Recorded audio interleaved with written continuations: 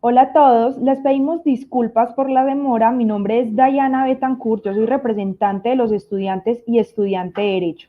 El día de hoy les tenemos una charla increíble con el doctor Andrés Felipe Jaramillo. Vamos a hablar de los problemas que nos ha traído la virtualidad en el juicio oral, cómo se está manejando esto en este mundo penal. El doctor Andrés Jaramillo no solo es profesor, sino también es especialista en Derecho Penal. Entonces vamos a escuchar una cátedra. Pueden dejar los comentarios aquí en YouTube de todo lo que quieran preguntarle al doctor. Vamos a hacer una primera pausa de intervenciones y después de esto vamos a hacer las intervenciones finales. Les pedimos que estén atentos, estén comentando todas las dudas que necesiten. Recuerden que esto es Visión al Derecho por la Universidad Visión de las Américas y también con Globo Enfoques. Así que le voy a dar paso al doctor Andrés Jaramillo para que inicie con su cátedra. Muy buenas tardes, Diana Betancourt, muchas gracias. Un saludo especial al doctor Julián por esta cordial invitación, la cual me privilegia y me honra.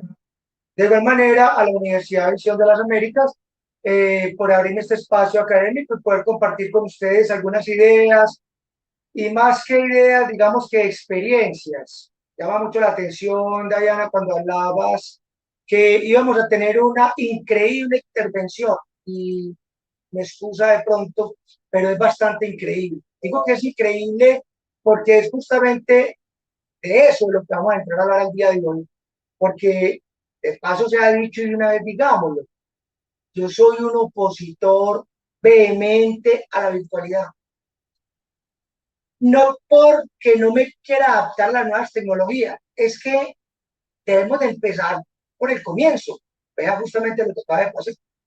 Tenemos unas fallas técnicas que pueden ser o técnicas o pueden ser atribuibles a la inclemencia del tiempo, a la rigurosidad de la naturaleza. Ahorita, como me pasó en una conferencia que tuve con un país vecino donde estaba dictando una charla, con Ecuador, cayó un rayo, punto, hasta ahí llegó la charla. O sea que ustedes van a escuchar, al menos de mi ponencia, cuestiones que van muy en detrimento de esta virtualidad y en especial aplicándola ahorita a lo que nos concierne como juristas, como abogados, como operadores o administradores de derecho. Y entonces, cuando yo hacía la invitación, me planteaba unos interrogantes y son estos.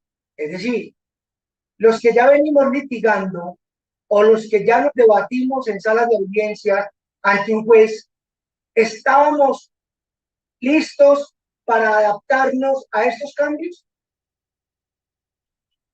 Los que no han litigado, quienes estudian o que ya egresaron, pero no han empezado a incursionar en audiencias, están prestos o están ya listos para acudir ante un juez a alegar o a sustentar una pretensión procesal, una pretensión punitiva. Qué interrogante tan interesante. Ahora, ¿cuál será el dilema de aquellos que se forman como abogados para acudir ante un juez a sustentar una pretensión, a sustentar una alegación, a sustentar, a mantener una afirmación? Es complejo. Y créanme que esto no ha sido fácil. No ha sido fácil y realmente la virtualidad es, a no dudar, un fiasco.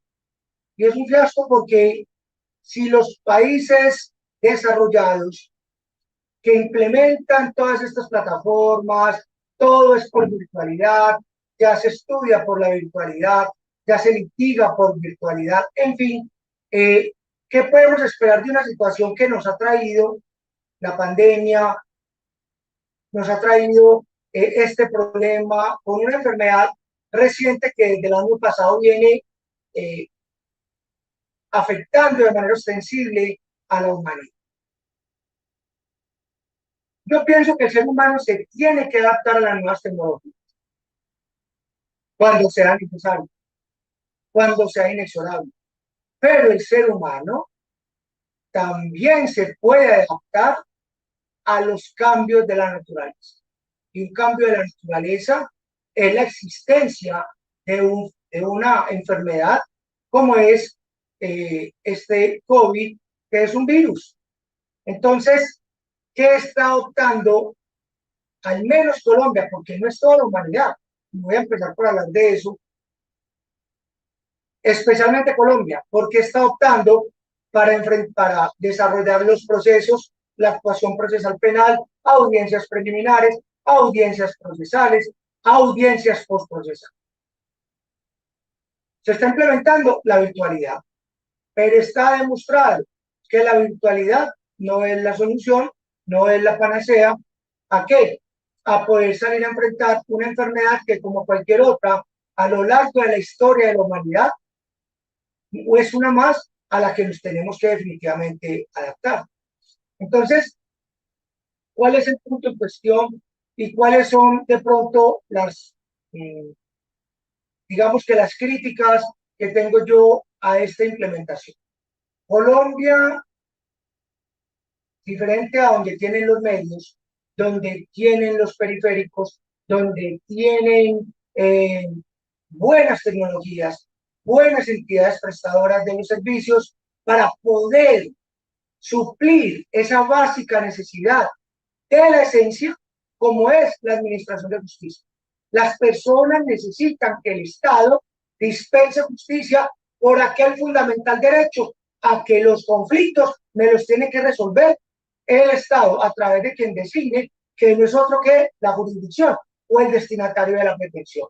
Pero no, digamos lo que en Colombia, las circulares del Consejo Superior de la Judicatura vienen de alguna manera, sí, dando cuenta de que se pueden acudir a las salas de audiencia, pero lo dejan a qué? A discreción, de manera facultativa. Es dispositivo para un juez decir si van a una sala de audiencias o no a deliberar un tema cualquiera.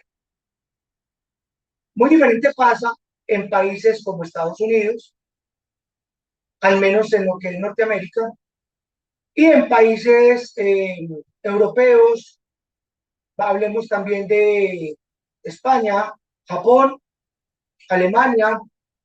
En estos países, la regla general indica, sugiere, propone que los enjuiciamientos sigan siendo de manera que presencial.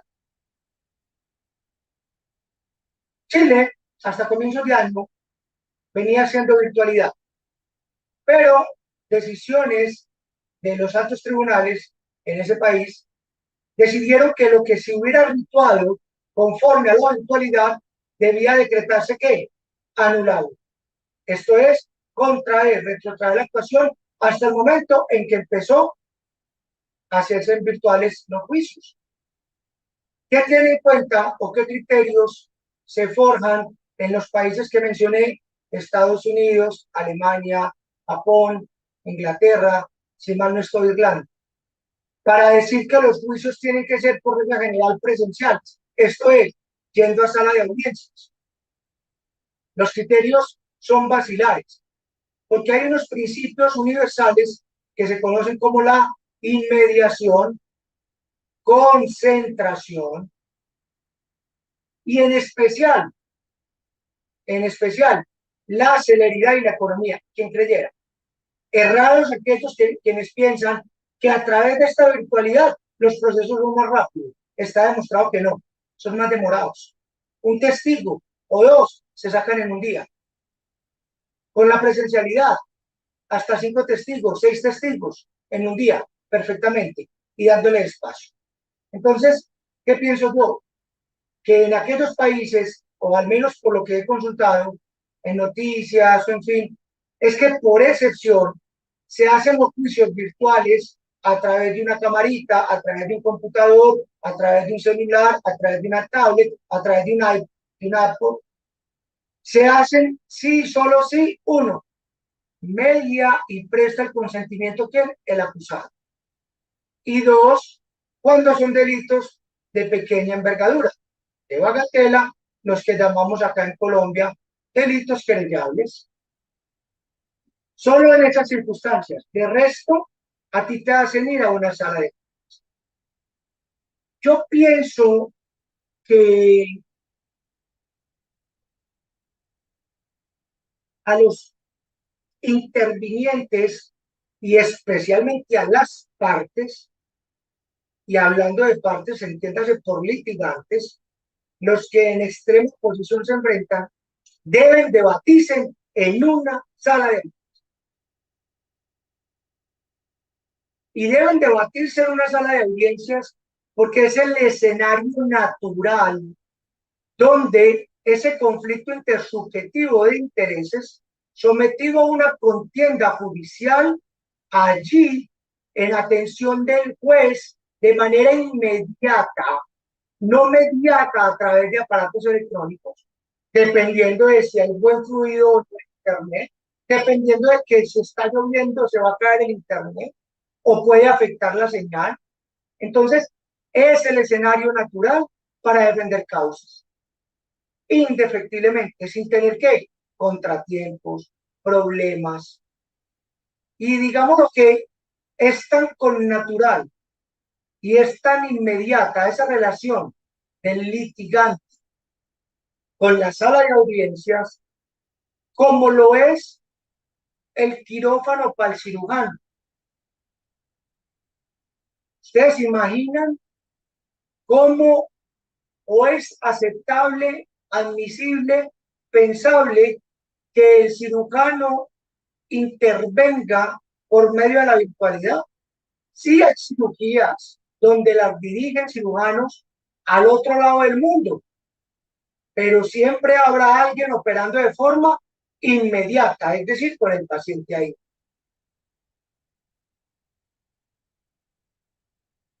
Es impensable sacar al litigante de la sala de audiencia porque sería tanto como sacar al gladiador de la arena.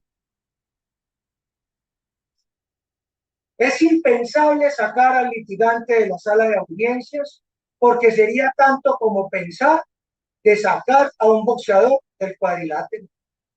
Es impensable sacar al abogado litigante de la sala de audiencias porque sería tanto como sacar al pez del agua.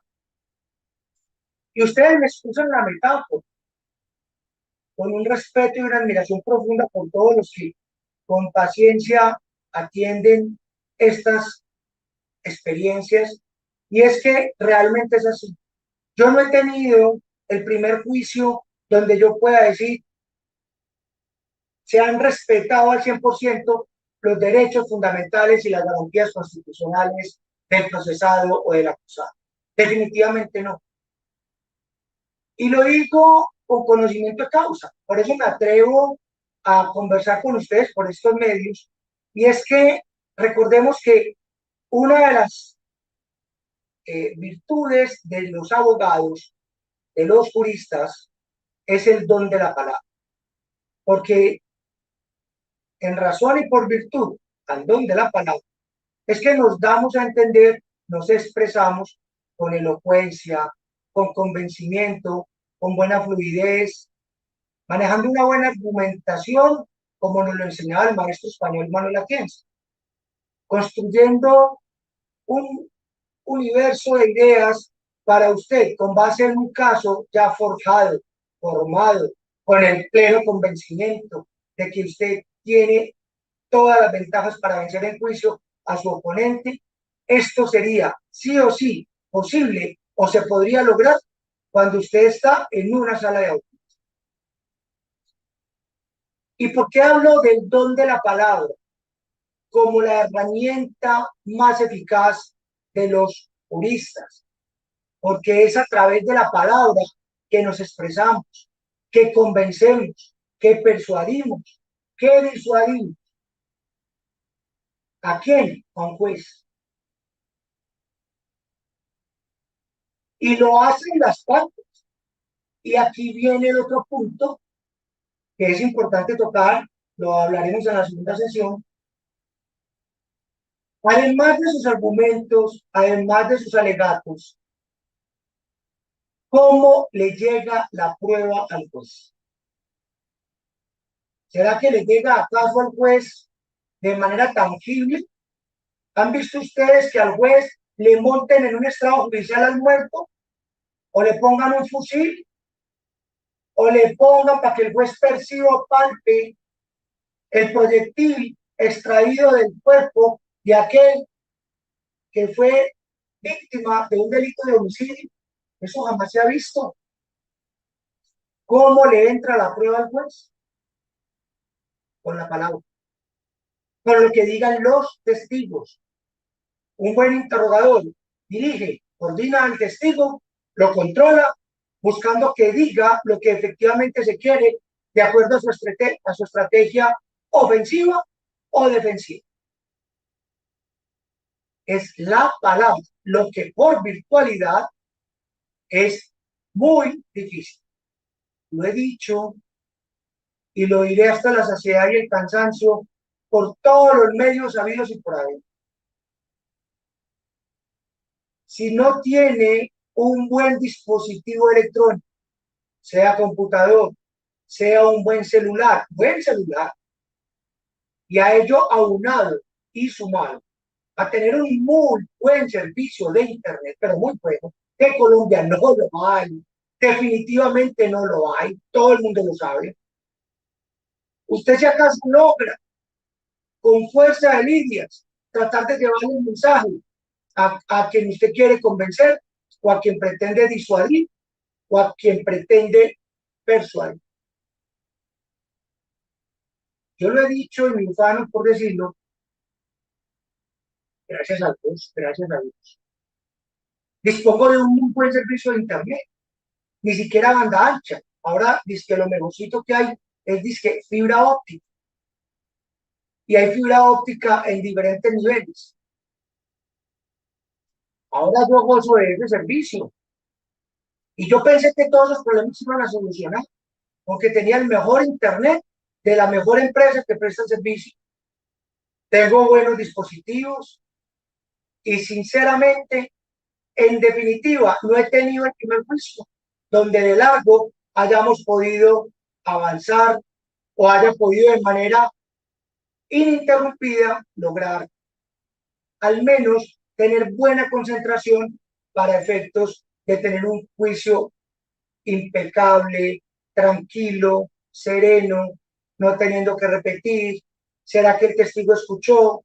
¿Cómo lo entendió el juez? ¿Qué fue lo que asimiló? Vuelve y diga, se pierden las ideas, se desconcentran las partes y eso es un fiasco de flujo. Le digo que la palabra es de la esencia. Voy a traer un extracto de un tratadista español que se llama Ángel Osorio. Y él sobre la palabra dice lo siguiente, página 138 a 139. Abro comillas. Por las palabras se enardecen o calman ejércitos y turbas. Por la palabra se difunden las religiones, se propagan teorías y negocios, se alienta al abatido, se doma y avergüenza al soberbio, se tonifica al vacilante, se viraliza el desmedrado. Unas palabras, las de Cristo, bastaron para derrumbar una civilización y crear un mundo nuevo. Los hechos tienen sin más fuerza que las palabras, pero sin las palabras previas, los hechos no se producirán. Un sabio jurista, y esta es una lectura obligada para todos los que estudian derecho. ¿Qué quiero decir yo con esto? La palabra, de acuerdo como, digamos, complemento a la argumentación, es la que usted sí definitivamente logra cuando, en definitiva, si es que vamos a rememorar a los antiguos griegos. La Eliea era el antiguo Tribunal Supremo de Atenas. Y era el espacio donde se ejercían las defensas. En efecto, era allí de forma inmediata donde ellas se hacían. A diferencia de hoy, las sentencias se ejecutaban en el acto, no había segundas instancias, pero tenía como principal principio, valga la redundancia, digámoslo, era justamente esa inmediación en la defensa, para que en buen uso de la palabra, honrando la argumentación y la palabra, se pudiera hacer una buena defensa o una buena acusación a aquel que demandaba del Estado una acusación para buscar o perseguir lo que hoy llamamos el ius persequens o persecución del delito. Entonces,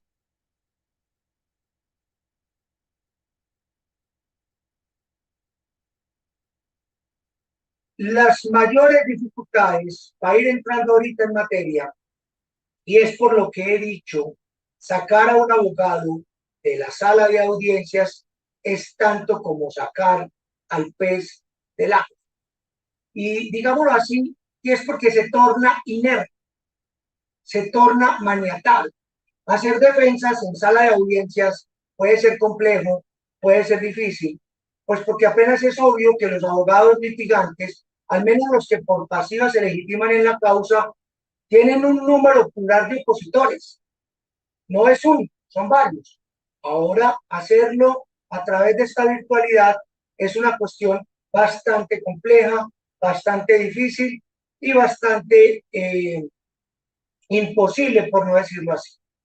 Entonces, vamos a explicar algunos puntos, digámoslo así de una vez, y es que quizás el mayor inconveniente que tienen los abogados litigantes para poder abordar y evacuar un juicio virtual indefectiblemente y a no dudar es el manejo de la evidencia.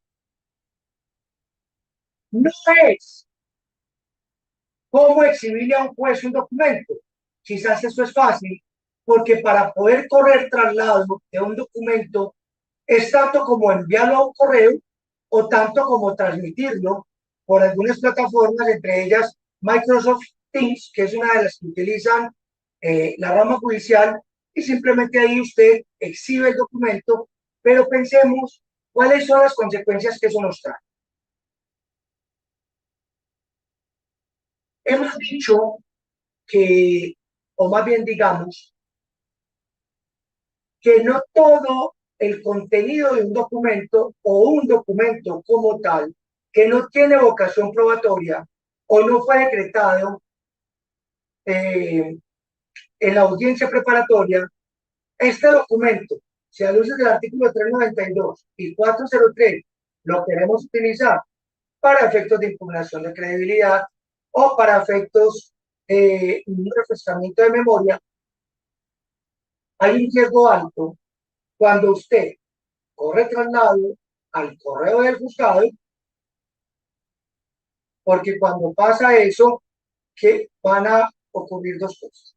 Uno, el juez va a tener acceso a toda la información de principio a fin del contenido de ese documento. Ejemplo, una declaración anterior. Hemos de recordar que a veces pasa que hay información contentiva o contenida dentro de ese documento que en fragmentos o en partes nos puede ser útil y en otras partes nos puede ser inútil, peligrosa o contraproducente de acuerdo a la estrategia o de acuerdo a nuestra teoría. Entonces, uno puede sacar a relucir lo que nos conviene, lo que nos sirve, pero aquello que no nos sirve o nos puede perjudicar va a estar al alcance del juez. Tú, a través de la virtualidad, puedes controlar eso. Definitivamente no. Porque, entre otras, ¿contra quién se confronta el documento como declaración anterior? ¿Contra el que declara? ¿Contra el que se expone? Perdón, contra el que expone o contra el que se le está haciendo el examen. No hay juez. Y hay otro problema. Si usted envía el correo electrónico del juez o del despacho, ese documento que no fue prueba, corre el riesgo de que lo imprima y corre el riesgo de que lo meta en el expediente y obre como si fuera prueba, cuando no lo era. ¿Quién controla eso? Esas son los desaciertos, las, las inconveniencias de qué? De este sistema virtual. Cuando no es que uno proyecta el documento y se pretende, entre otras, de acuerdo a las reglas técnicas del interrogatorio cruzado, usted impugna credibilidad solamente frente a un tema. Y frente a ese tema se tiene que extractar el fragmento exacto donde el testigo, por omisión o por afirmación, dijo algo que negó, omitió o fue contrario a lo que declaró en juicio o a la declaración anterior por fuera de sala de audiencia. Entonces, ya no lo está leyendo el testigo, lo está leyendo ¿quién? El juez. Lo está leyendo ¿quién? Las demás partes que están ahí, es más, es el mismo público. Eso es contraproducente, entre otras, porque es que hay una información reservada o privilegiada que no toda se tiene por qué ventilar.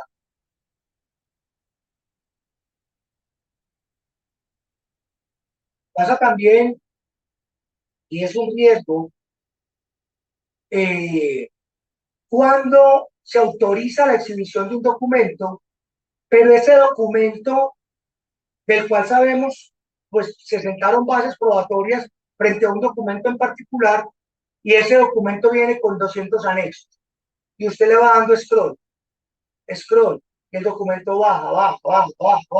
¿Dónde está quedando esa información? Grabada ahí. Y de esa información se va a conocer en dónde?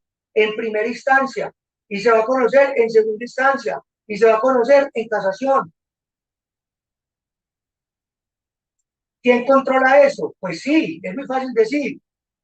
Pretendo, señoría, eh, refrescar memoria, pues no conoce la fecha, el declarante, el investigador líder de la investigación, no tiene conocimiento de la fecha y simplemente para darle a conocer una fecha, le estamos dando a conocer el documento original más los anexos que lo integran 200 folios.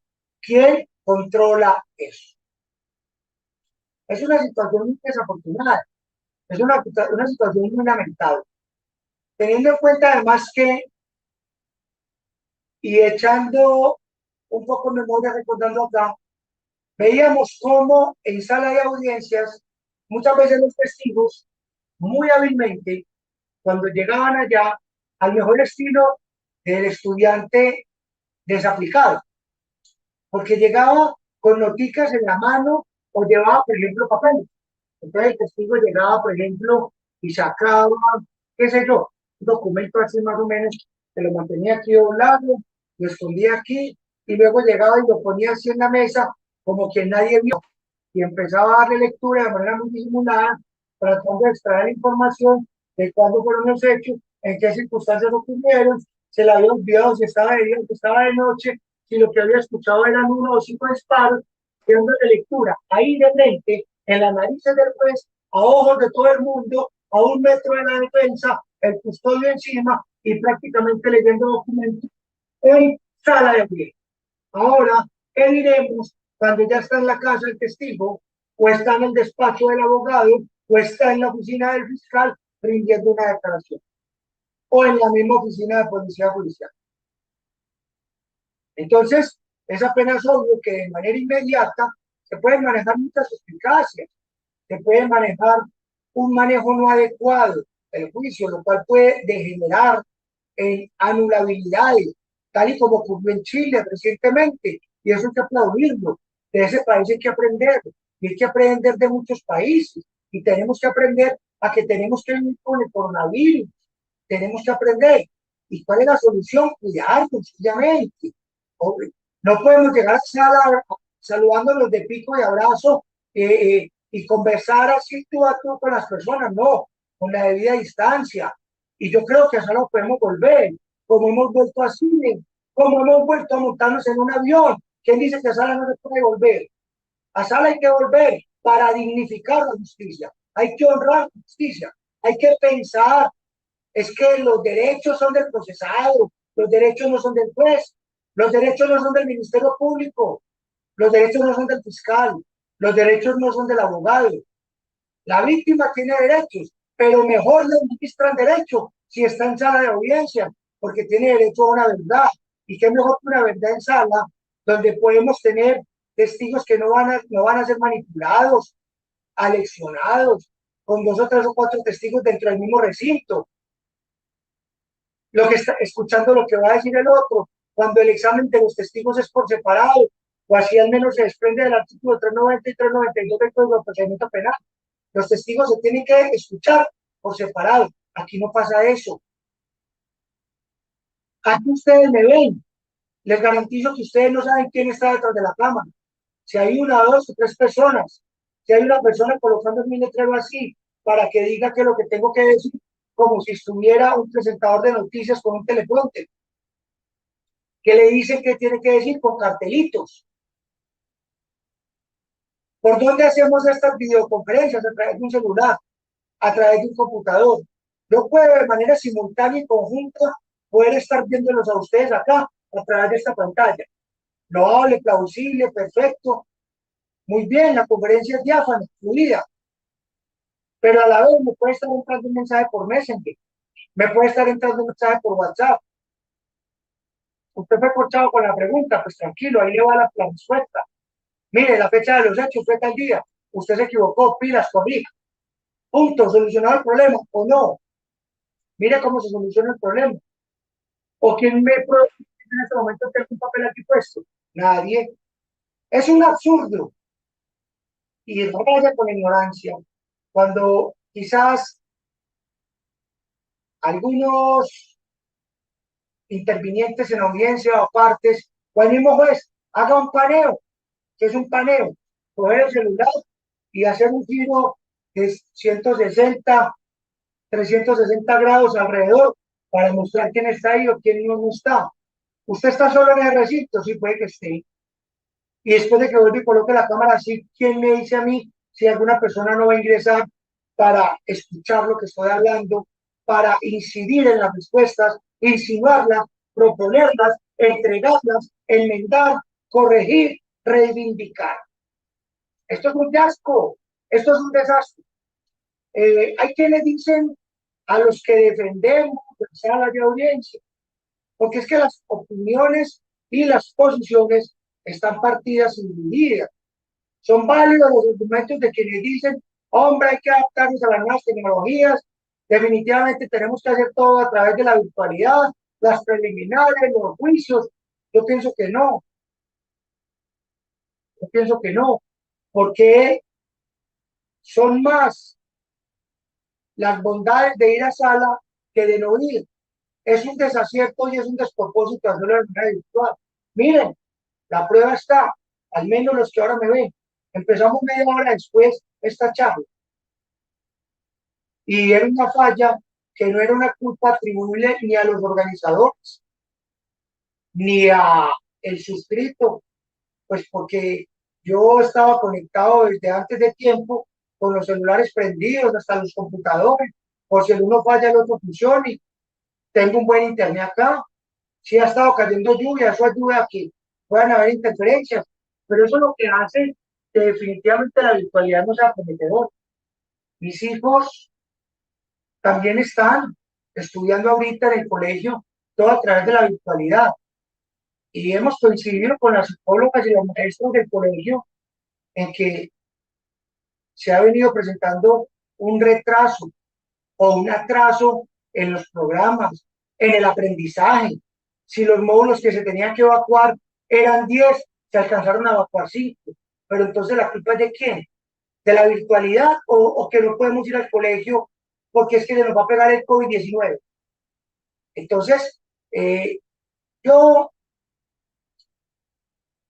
creo y considero que no somos la excepción y no escapamos a esta tragedia que definitivamente tenemos que superar. La tenemos que superar porque no es perderle el miedo a la enfermedad. Yo creo que tenemos que seguir siendo responsables y la humanidad no se va a salvar por el hecho de que nos quedemos en el caso. Aquí yo creo que se maneja una doble moral y es porque muchas veces escuchamos a algunas partes que van a una sala de audiencias, a intervinientes o a partes que dicen, es que yo tengo preexistencias, es que yo no puedo ir a una sala de audiencias porque yo soy propenso a que si me da COVID tengo altas probabilidades de morir. Yo digo, y fácilmente podemos estar en un restaurante porque la audiencia se acaba y voy a estar en un lugar público donde efectivamente hay aglomeraciones. En la sala de audiencias basta con que vayan el juez y las partes, 4 personas y el acusado, no más de 5. Guardando buena distancia, 5 personas pueden estar en sala. Pienso. Entonces, ¿de qué estamos hablando? De que no podemos ir a sala cuando sí podemos estar en otros lugares donde hay más riesgos, donde es más complejo, donde es más difícil. Por esa razón, vamos a hablar ahorita en la segunda parte sobre cuáles son esos medios de conocimiento que presentan dificultades en sede de enjuiciamiento ante un juez natural de conocimiento. Quiero entonces, de acuerdo a todas estas cosas que he dicho, ustedes me excusan de pronto lo insensato, pero trato de ser vehemente, ustedes conocen el ímpetu con el que manejo mis reflexiones, quiero escuchar de pronto lo favorable, lo desfavorable, lo bueno, lo malo, lo feo, los pros y los contra de las afirmaciones que hoy traigo. Escucho entonces en ronda de preguntas y estaré atento.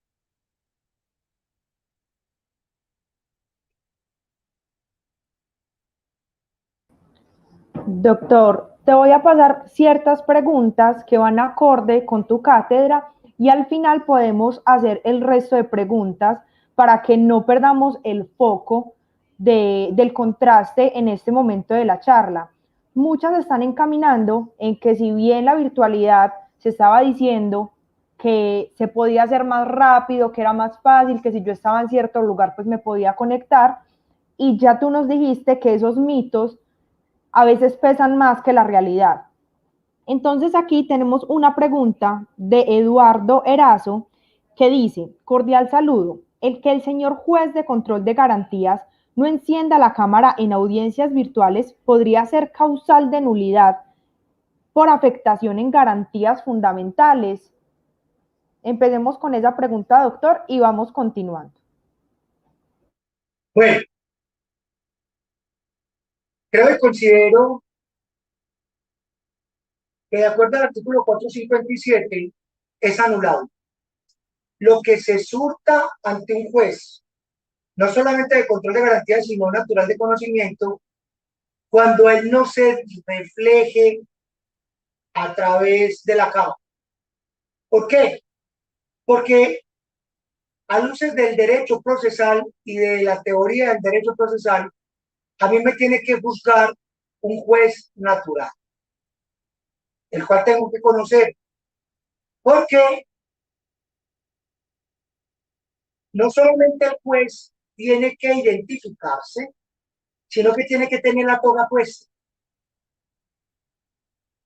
Y acordemos pues, que la justicia sin rostro fue declarada inconstitucional, ya desueta, derogada, justamente por eso, porque es que yo no sabía quién estaba detrás de mí.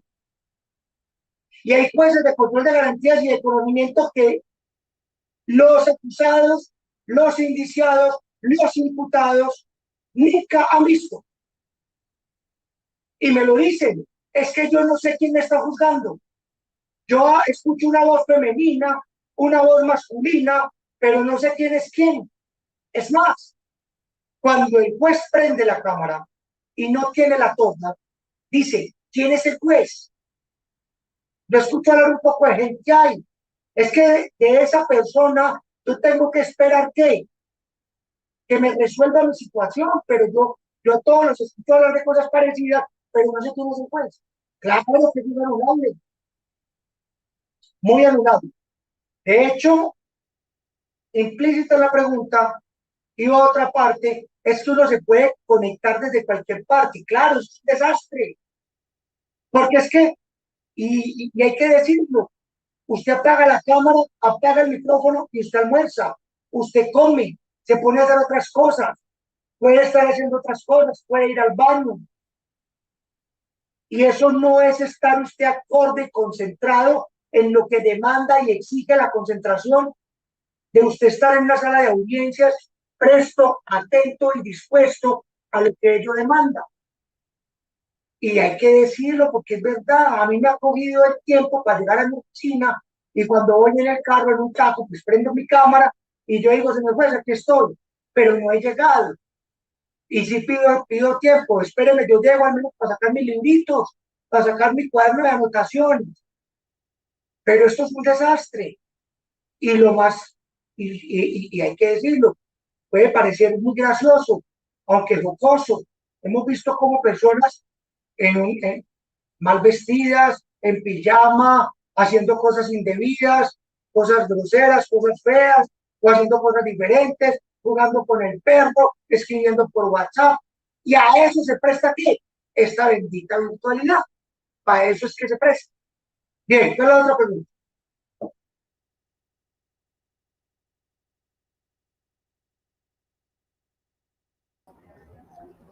Listo, doctor. La otra pregunta la hace Alejandro Gaviria y dice, en atención a que en asuntos penales la prueba testimonial es la prueba por excelencia, ¿considera que la virtualidad tiene alguna incidencia en la forma en la que se debe de valorar la prueba?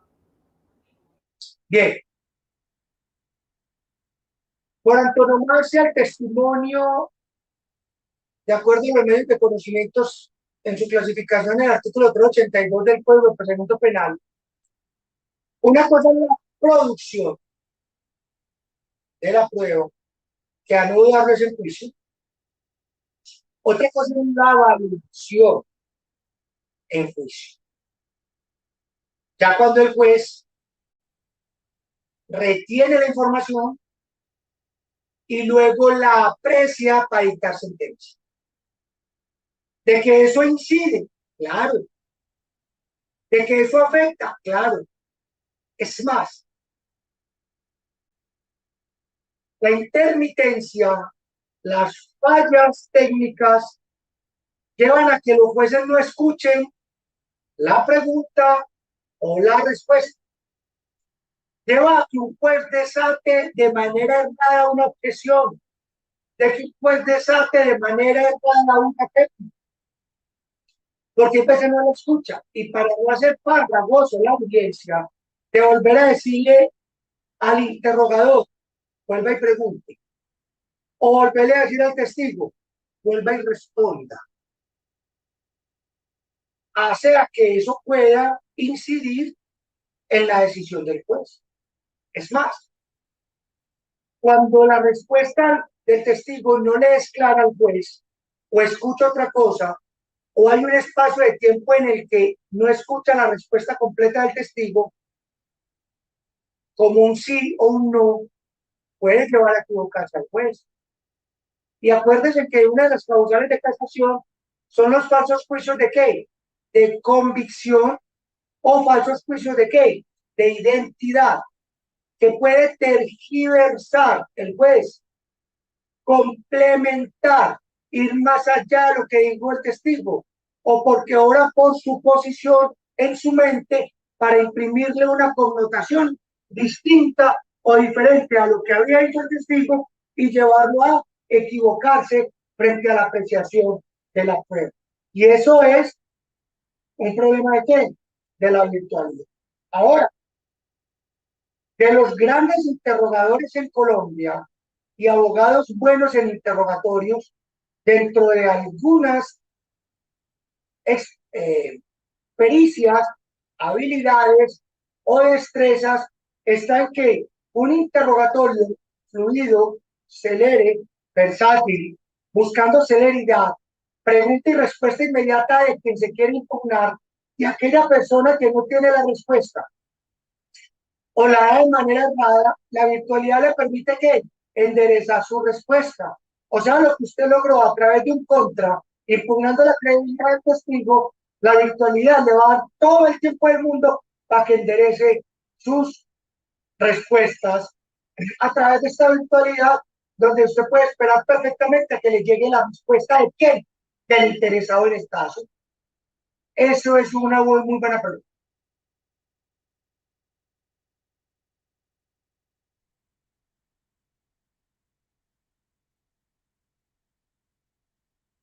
Dayana, ¿qué otra pregunta hay?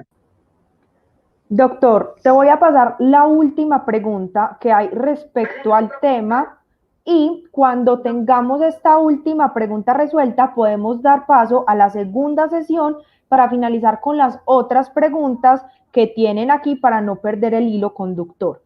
Esta pregunta también la hace Eduardo Erazo y pregunta, ¿qué mecanismos jurídicos podemos utilizar los abogados ya litigantes para que no se realice de manera virtual la audiencia de juzgamiento, doctor? ¿Alguna propuesta en específico? A ver, mecanismo jurídico no existe. Eh, a ver, bueno, de existir, pues tal vez quizás tutelar un juez, diría yo, pero no sería, pues imagínese uno teniendo varios juicios y mete tutela, es bastante complejo, pero ¿quién falla la tutela? Otro juez parecido a quien está denegando ir a una sala de audiencia.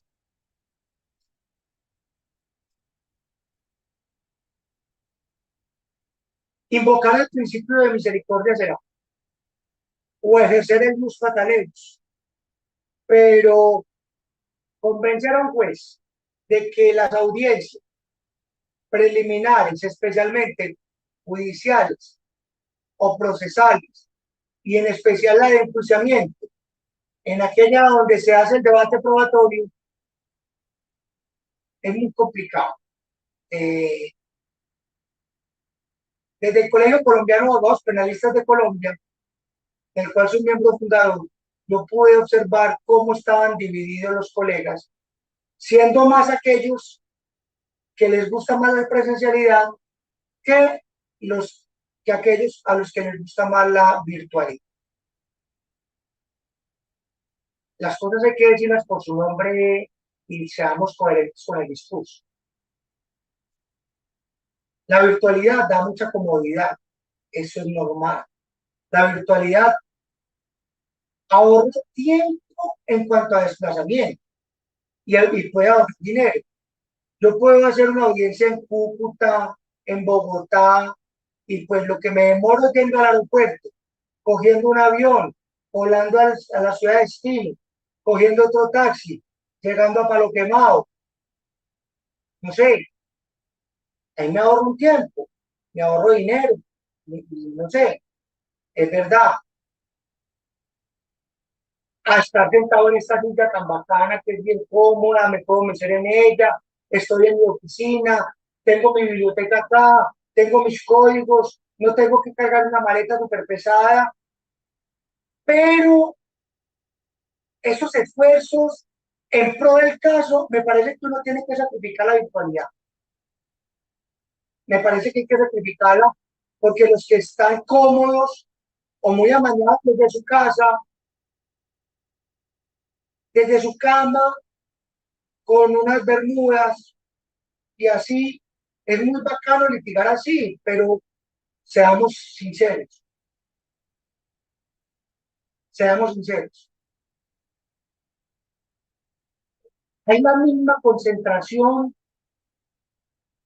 de estar yo en mi casa con todas las comodidades, la empleada gritando desde el primer piso, la otra escuchando la novela, el televisor prendido, la licuadora prendida, el perro gritando, ladrando, el gato brincando. Yo digo que no.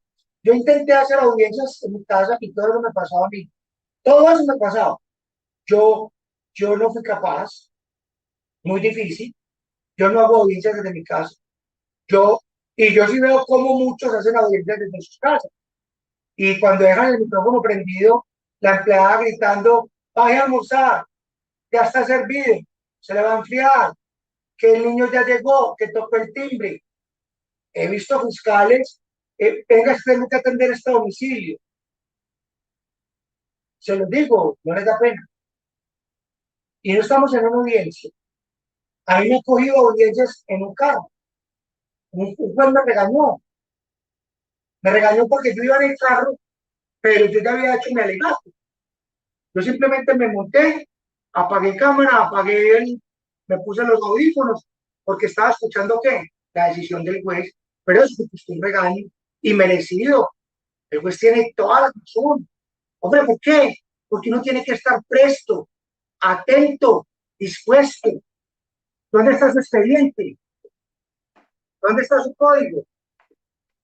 ¿Qué dice mi contraparte? Tome atenta nota. ¿Qué está pasando? Porque es que el acusado merece respeto. El acusado de su suerte depende todo lo que nosotros hagamos ahí. No es el abogado. Depende también de la fiscalía. Depende también del juez. Y entonces, eso es lo que nos ha traído la virtualidad como aspecto negativo.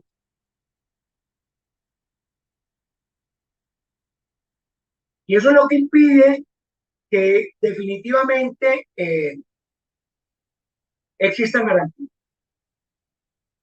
Cuando yo estaba en pregrado, un profesor me decía, es que ustedes no saben leer y escribir.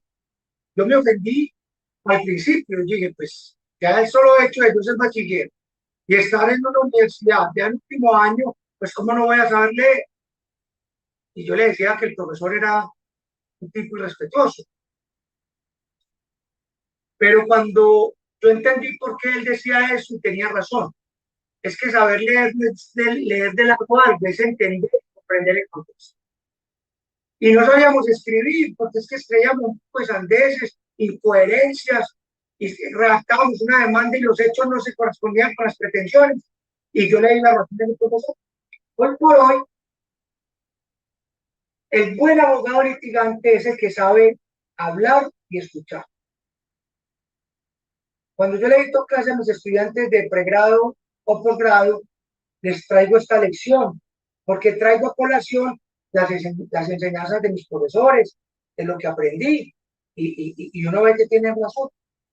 Pero el éxito de uno ser receptivo, buen entendedor, saber qué dice mi oponente, saber qué dice un juez, cómo lo dice, en qué forma lo dice, sin tener que hacer tanto esfuerzo de tener lo que estoy diciendo, vuelvo y repita, se me cayó el internet, llevo media hora desconectado, o en el peor de los casos, como nos pasó una vez, un juicio de lo más agotador del mundo, supremamente cansón, difícil, al testigo se, un día con un testigo, cuando al final, ay no, es que no estábamos grabando. A uno le dan ganas de llorar, y uno dice, por Dios, ¿esto hasta cuándo va a durar? Yo les voy a ser sincero, de las cosas buenas que me ha pasado a mí en la vida y de lo que soy muy feliz es de litigar. Esto me apasiona. Esta vena muy poquito la tiene. Y defender causas y luchar por interpuesta persona son de las cosas lindas y me enorgullece hacer. Y les voy a hacer una confesión, no lo había dicho antes en otras conferencias ni nada, pero yo estoy a punto de abandonar esto. No, tengo obligaciones, tengo cosas, pero estoy muy desilusionado, totalmente decepcionado porque eh, es frustrante. Mire, cuando en pregrado nos formaban y yo fui formado por el sistema escritural, puedo pedir excusas, si me autorizan, voy, echo un poquito de agua a volver, un segundo.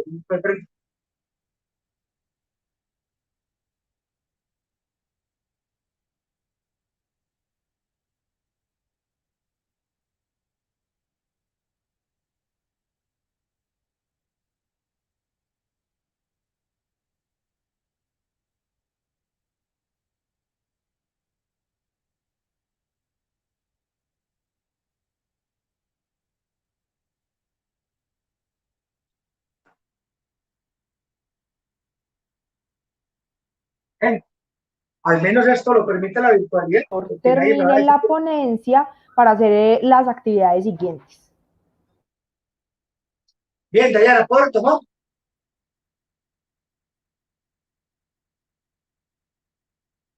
Hola, hola, ¿me escuchan? Hola, hola, ya estoy de regreso. Dayana, Doctor, lo escuchamos. Doctor, se listo. le escucha, solo que está un poco atardeada la señal. Ok, ¿puedo retomar?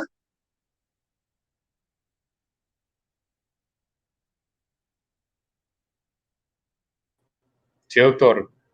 Bueno, o miren si no tengo razón. Vea el problema con el retorno. Lo escuchan a uno como al rato. Y entonces, eh, esas son las cosas. Retomando, les venía contando que recuerdo cuando estaba en pregrado y en el sistema procesal penal, el decreto 2700 o ley 600 que estaba pues empezando, yo fui formado con el sistema escriturario y no alcancé a ser formado, pues a mí me enseñaron a escribir bien y bonito. Y eso de la oralidad, por eso al comienzo de esta conferencia yo hablaba del don de la palabra, de la elocuencia, de la gala que usted hace en la expresión, y era que el que era buen orador era el que iba a ser exitoso en una gala de audiencia, pues porque es a través de la palabra que usted se va a entender y comprender.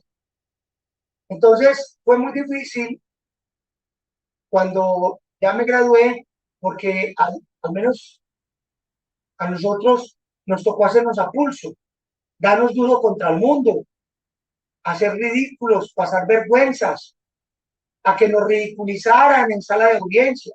¿Usted qué está diciendo? ¿Por qué lo está diciendo así? Hombre, y les digo, y esto es triste, jueces y magistrados me tocó, y era, se reían, los magistrados se reían, y me tocó ver eso y yo lo lamentaba, y no debiera ser así porque es un sistema donde la gente empezó a discusionar y uno, eso es un constante aprendizaje. Y todos los días aprendemos. Litigar en sala de audiencias es una universidad hermosa. Ahora, ¿cuál es el reto? Fue una de las preguntas que me planteaba cuando hice la invitación a esta conferencia y era, y ustedes son afortunados, muchos de los estudiantes que están viendo, tenemos una materia que se llama, en algunas universidades se llama técnica de litigio, en otras se llaman técnicas de oralidad, técnicas de expresión, otros llaman habilidades de litigio. Bueno, cada universidad tiene su nombre, todas tienen su nombre. He tenido el honor y la honra de dictar esta materia en algunas universidades.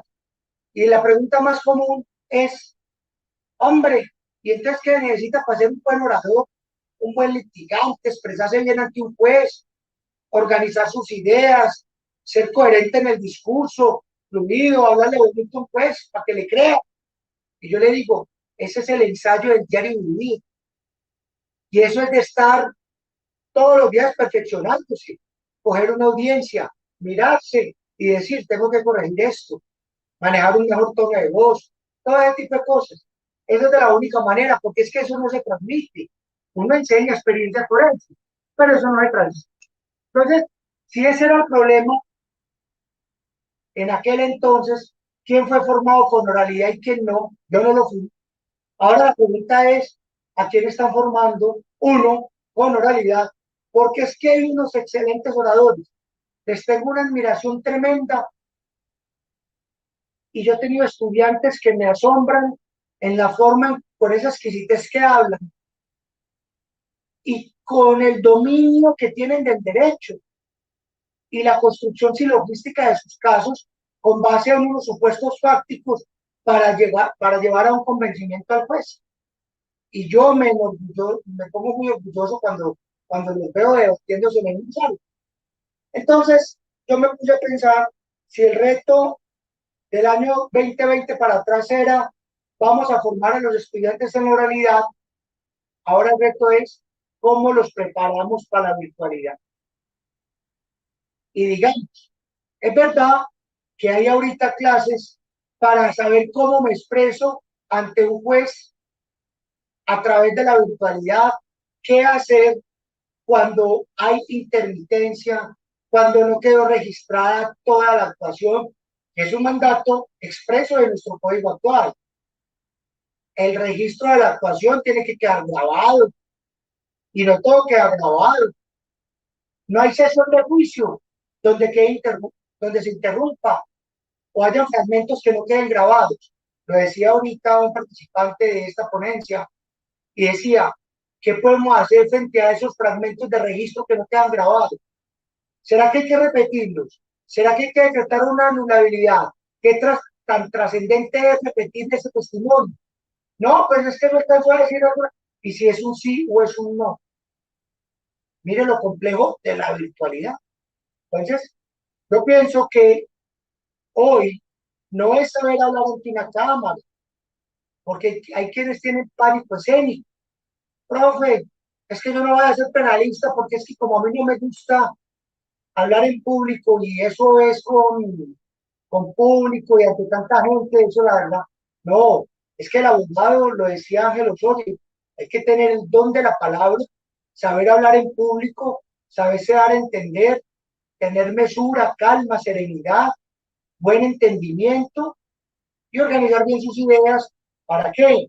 Para combatir a tu opositor y para convencer al que manda, que es quien, el juez. Así funciona esto. Entonces eran errados aquellos que pensaban que los que tenían que hablar eran los penalistas, lo cual no es verdad. Pero entonces ya no vamos a hablar en una sala de audiencias. ¿Qué pensaba? ¿Quién sabe hasta cuándo dure eso? Ahora el problema es hablar ante una cama, hablar ante un celular. Y es esa incertidumbre, ¿será que me escucharon? ¿Será que no me escucharon? ¿Hasta dónde me escuchó? ¿Me escuchó bien? ¿Me escuchó mal? ¿Me dio a entender? ¿Hasta dónde llegó? ¿Será que tengo que repetir? Tuve una conferencia internacional donde me pusieron a hablar de interrogatorios y el examen cruzado de testigos, lo que contra interrogatorios llamamos acá, contraexamen en Perú, desahogo en México, tiene diferentes nombres. Pero bueno, yo me puse a hablar y resulta que hable y hable, llevaba como 35 minutos hablando y me estaba sonando el otro celular, pero claro, para la conferencia me tocó dejarlo vibrando y el otro lo tenía así enfocado como estamos acá. Cuando yo miro el teléfono y era uno de los organizadores de por allá de otra parte. Entonces se me hizo raro, pero yo veía que llamaba y llamaba hasta que yo dije que era algo raro, le di contestar, pero no quería pasar una vergüenza delante del público. Cuando me dicen, no, es que esto, usted lleva media hora, más de media hora hablando ahí como un bobo solo. Y yo, ¿cómo le parece? Qué cosa tan impresionante. A lo último, espérese a ver cómo lo tratamos de reconectar y qué lío tan tremendo. A lo último, cuando me conectan, me dio risa. Me dio risa, me dio rabia. Yo decía, miren qué desperdicio, ¿no? Ay, que es que la virtualidad une al mundo. No, hombre, para nada. A mí me parece mejor ir hasta donde está la gente para poder discutir y hablar de estos temas. Entonces, digo yo, hoy por hoy, un joven es muy amigable con los sistemas, con las plataformas, que Microsoft, que Hangouts, que yo no sé, hay un poco de plataforma. Yo les voy a ser sincero, de las cosas que me ha dado Lidia es justamente esa. A mí me da mucha dificultad. A mí me llega un enlace y lo único que yo hago es darle que sí, que sí, que sí, hasta que me enlace. Si no me enlacé, chao, perdí. Yo ya luego mando un correo al juzgado y digo, mire, tengo estos problemas. Por fortuna, tengo gente aquí que me ayuda, tengo asistentes y me conecta. Pero digo yo, esto necesita más que una clase de oralidad, una clase de sistemas o ingeniería de sistemas. Es que esto es un gallo. Y eso hay que decirlo, pues, es muy difícil. muy difícil porque usted se conecta, luego de que se conecta no sabe si lo están escuchando, entonces eso es un verdadero fiasco. Entonces miremos algo.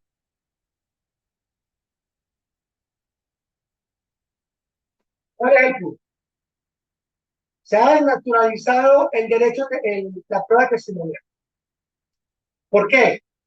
Porque he visto con mucha preocupación cómo a los testigos de acreditación, sean peritos o sean policías judiciales, usted simplemente le pone el documento y lo pone a leer. Se le fue a su posición. ¿Por qué? Pues porque el testigo está leyendo. Y lo que está leyendo no es un documento de acuerdo al 431, es un papel, sí, tiene relación con quien lo está haciendo.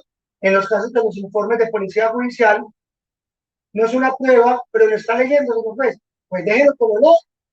Y yo entonces, ¿para qué necesito el testigo? Ahorremos el tiempo de no juez y más bien imprime usted el papel que ya lo tiene ahí y anéxelo al expediente. Entonces, yo luego le meto una nulidad. Porque es que la oralidad no se llevaba a eso. ¿Qué era la ley 600? El sistema escritural. Justamente eso.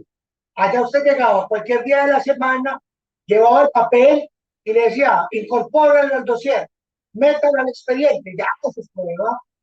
Eso es lo que llama permanencia de la prueba. Entonces, ¿qué decretó el juez? ¿El papel o el testigo? Obvio que el testigo. Por excepción, se usa el papel. Si es prueba conjunta, adjunta o anexa, podemos hablar de toda referencia. Pero que un testigo vaya a leer lo que puso en un papel, entonces aquí no hay oralidad. Aquí no hay una práctica probatoria de acuerdo al testimonio. Y eso es lo que está ocurriendo hoy por hoy con esos testigos de acreditación y inclusive con los peritos. Porque es que el perito, ¿qué es lo que va a hacer? Ratificar, convalidar su base de opinión pericial, que no es otra cosa que un extracto o fragmento de lo que él pensó y creyó con base en una metodología o un método para llegar a un conocimiento en el cual concluye algo. Pero ¿qué están haciendo? Lo ponen a leer el documento. Eso es lo que nos trajo que la virtualidad. ¿Qué espera uno del testigo? Que él de manera espontánea, fluida, diáfana, ligera, su conocimiento venga y nos diga lo que él sabe y le consta, no lo que puso en un documento, con los riesgos que yo ya expliqué en la primera parte. Hemos visto cómo se clasifica la prueba.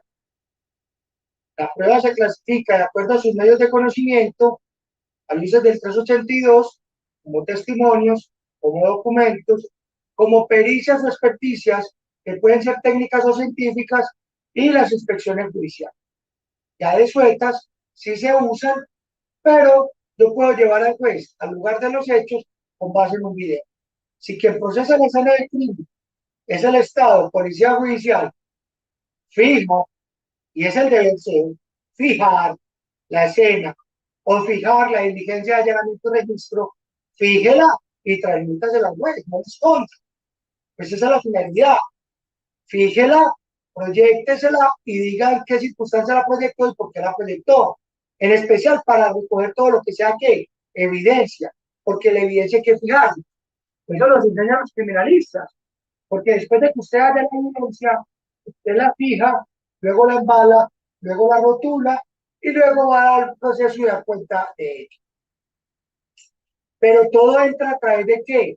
Del testimonio, de aquel que puede dar cuenta de un antecedente histórico. Rememora el dato, ahí se lo cuenta el juez, pero de acuerdo a su conocimiento. ¿Que se puede servir del documento? Sí. ¿Que se puede apoyar en él? Sí. Pero muy excepcionalmente porque la regla general dice es que usted tiene que ir a decir lo que sabe y le consta frente a un dato en particular. Es muy importante tener en cuenta esto, que es muy diferente a las actividades gráficas o a las reglas de la mejor evidencia, donde usted puede apoyarse, como lo podría hacer en sala a través de un papelógrafo o una proyección, que también es válido, siempre y cuando no constituya prueba documental, porque la sanción sobrevendría en qué? En el rechazo frente a algo que usted está obligado a descubrir y no descubrió. Porque por ahí también puede un adversario bien habilidoso sacarte un documento que está obligado a hacerlo en la audiencia preparatoria y no lo hace en los tiempos de ley, de acuerdo al artículo 344, 346, inciso numeral 2 y 356, inciso segundo, donde usted tiene unos tiempos para descubrirle a su contraparte o oponente, ¿cierto?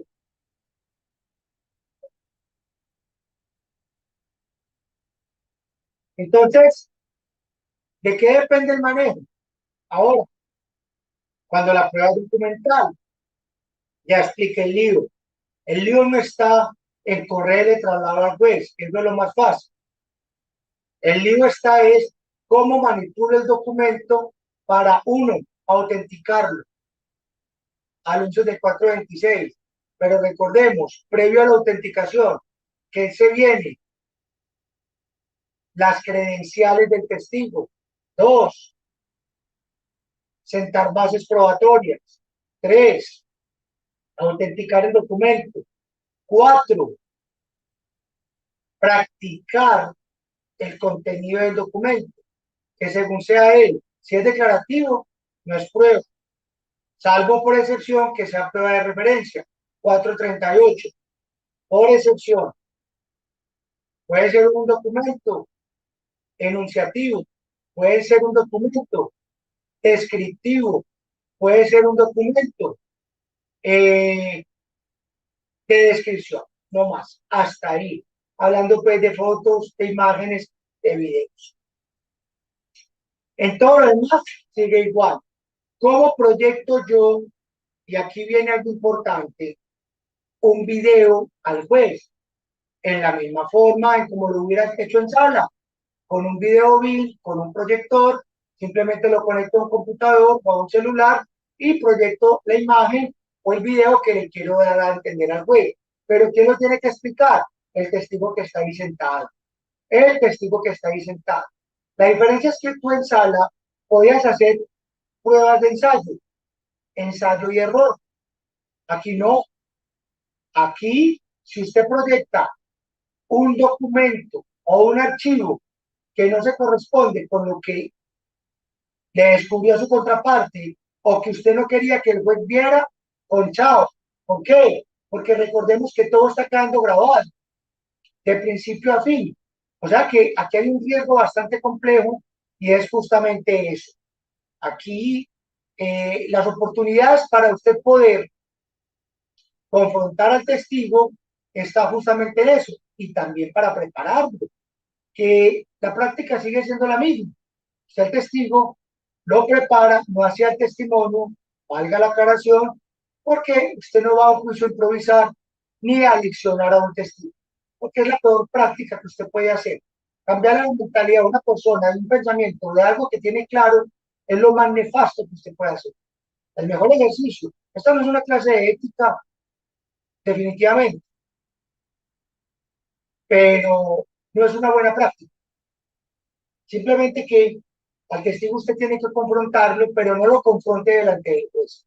Que eso es lo que hace engorrosa o compleja el ejercicio o la praxis del litigante a través de un medio o un sistema virtual. Teniendo en cuenta, pues, como lo hemos dicho, que es ese problema de los testigos, inclusive con el manejo de estos aparatos. Es que fíjense ustedes, es que no todo el mundo tiene el manejo y el dominio de estos aparatos o de estos sistemas. Uno que medio entiende y hace esfuerzos inconmensurables por tratar de comprender cómo se maneja, ¿qué diremos de un testigo que no tiene un celular, que no tiene internet? O desde un café internet se puede evacuar un testimonio. ¿Qué dirán ustedes, sinceramente hablando? A mí me toca veces a mi propia oficina traer a los testigos. Entonces, yo no tengo celular, no tengo internet, me da mucha pena, pero no tengo internet. Véngase para acá. Y he sido cuestionado por jueces y fiscales. ¿Qué hace el testigo en su oficina? Ah, esto es lo que nos trae la virtualidad. ¿Por qué está en su oficina? Señor juez, se lo llevo a su casa. O vámonos a pasar. Es que el testigo al lado suyo, no hay problema. O haga pago y le compran un celular al testigo. Y le compran un plan de datos para que evacuemos ese testimonio. ¿Por qué? Porque la justicia es gratuita. Es gratuita. Cómprame también usted, no, yo no le compro celular. El juez me tiene que administrar justicia. Ah, ¿qué sabemos que está escuchando el testigo allá? Fiscal, traigo un emisario. O véngase para acá, fiscal, y se le sienta al lado. Hagamos una sala de audiencias aquí entre todos. Igual nos tenemos que juntar. ¿O qué piensan ustedes? Esto es un problema. ¿Qué preguntas hay?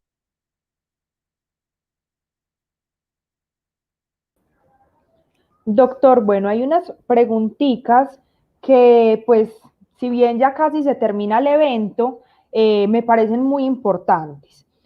Una es de Julián Alzate y dice, ¿qué opina del hecho de que ya hayan tantas actividades que se realizan de manera presencial, pero las audiencias que son necesarias para administrar justicia aún sean virtuales?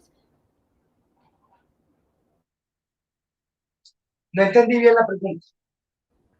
Lo que Julián quiere decir, doctor, es que ya abrieron muchos lugares, bares, se está permitiendo mucha apertura, pero para el derecho no se le está dando como esa prioridad que debería de hacerse.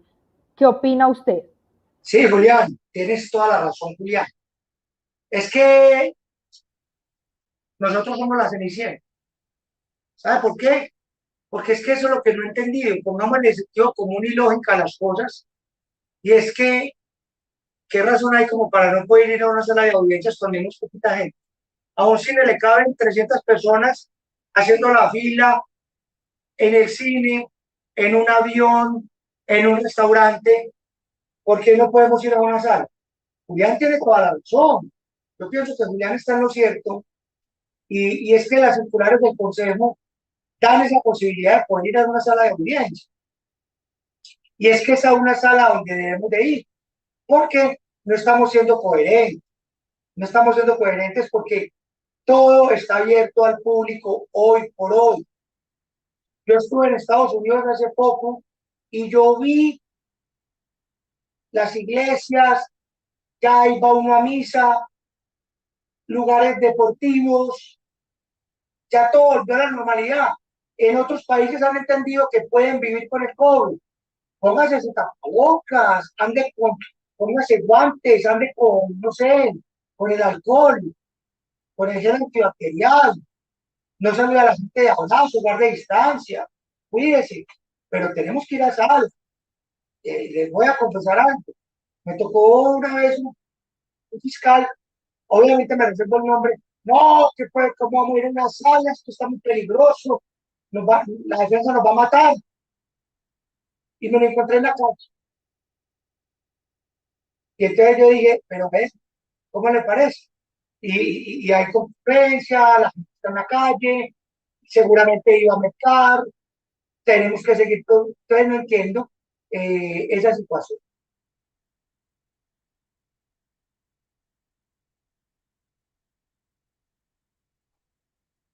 ¿Cuál es la otra pregunta, Adrián? Se hace para los chicos de la facultad que preguntan qué consideración tiene con respecto a la práctica del testimonio del niño, niña y adolescente. Sí, qué buena pregunta. Imagínense, la recepción de la declaración de los niños, niñas y adolescentes tiene que estar mediada por un defensor de familia o por un comisario de familia. Además de que la tiene que mediar, presenciar, intervenir, cuestionar revisar previamente el cuestionario y hacerle las preguntas, también está el apoderado de las víctimas. ¿Dónde, cómo se ubica el defensor de familia? Ah, tiene que sentar al niño al lado, a la niña o al adolescente o a la adolescente. Ahí ya no hay per se una unión entre ellos y eso lo hace más difícil porque las objeciones se hacen antes, de acuerdo al cuestionario, o se hacen durante el cuestionario, porque hay objeciones que prosperan y aún así Defensoría de Familia las hace. Cuando uno objeta, objeción continua, objeción resuelta, que es la objeción que cabe a la objeción ya declarada, ya la defensora de familia va como en la cuarta o quinta pregunta. Y es uno, señor juez, señor juez, señor juez, no, ya respondí. Y como ya ahora en el registro, eso se tiene que evaluar. Hay posiciones divididas de abogados que dicen que eso se puede eliminar del registro. Y tal vez técnicamente sea cierto. Pero ¿quién elimina delante del juez? Esto es más como un delete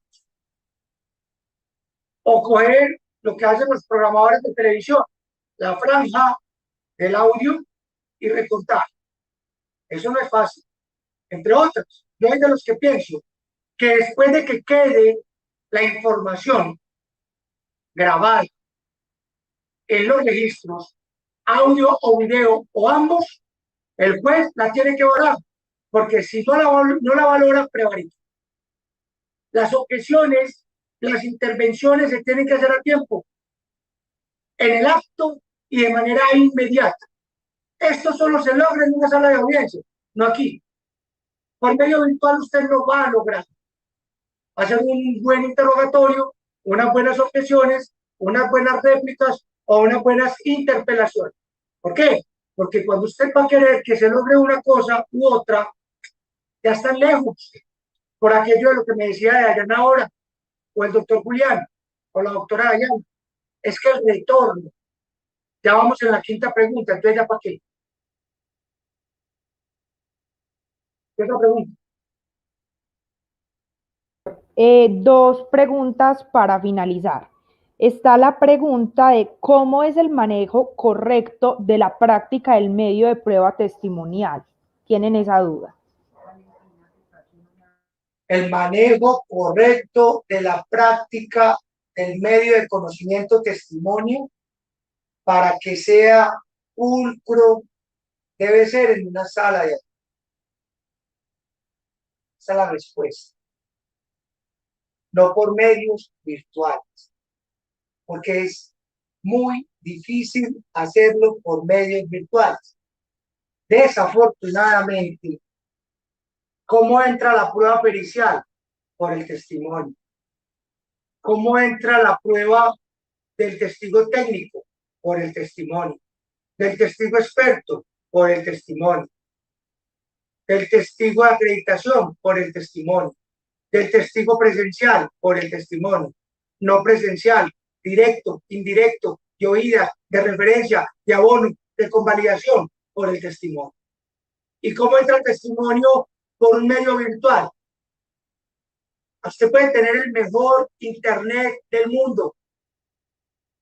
Puede tener un iPhone 12 Pro, lo último en guaracha. Y un aguacero daña la audiencia. ¿De qué sirve usted preparar a un testigo 2, 3 días, escucharlo, qué dijo, y en la audiencia llegar y ser todo un fiasco? Cuando hay jueces que quizás quieran pasar de largo las afirmaciones dadas por el testigo, sabiendo uno que la intermitencia a las preguntas del fiscal se salió, que expulsó a la defensa, que el juez no escuchó, que vuelva y empiece, que repita. Yo no he tenido, y se lo digo con un respeto inmenso, El primer juicio de oralidad decente. El primer juicio completo. Sin un solo percance, no he tenido el primero. No he tenido el primero, lo que no nos pasaba en sala de audiencia. Lo más grave que nos podía pasar en sala de audiencia era que al asistente de sala o al secretario del juez se le olvidara poner a grabar el audio. Y eso nos pasó, pero con los dedos de la mano contadas unas cuantas veces. Con la oralidad, cada vez. Eso es un fiasco. ¿Qué otra pregunta? Doctor, está una pregunta que va en concordancia como con el proceso no tanto de virtualidad, sino que Rega tiene una pregunta puntual de qué pasa cuando en los centros de apoyo judicial no se entregan los audios ni los videos de las audiencias que se puedan hacer. Con esta pregunta concluimos y gracias a Joana que también nos hizo el aporte de qué consejo para finalizar le daría usted a los estudiantes de Derecho con respecto no solo de la virtualidad, sino de todo el campo, con respecto a toda su experiencia, para nosotros que apenas estamos iniciando el camino. Entonces, finalizamos con esas dos cosas, doctor. Bueno,